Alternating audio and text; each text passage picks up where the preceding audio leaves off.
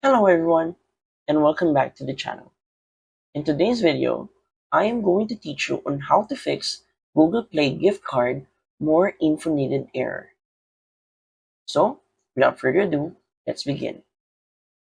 There are numerous ways for us to fix this kind of error. The first way is to check if our country matches our gift card. To do this, we're going to go to payments.google.com and then on the screen I'm showing you, we're going to go to settings. On the next screen, we're going to scroll down and check the country or region our account is logged in. We need to remember that if the country doesn't match the card, that's likely the issue. Another way is to check for Google verification request.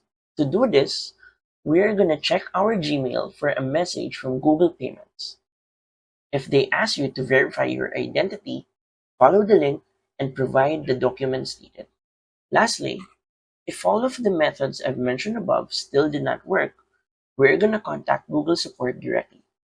To do this, we're going to first visit support.google.com/googleplay, and then we're going to scroll down and click on Contact Us and explain the situation. And that's it.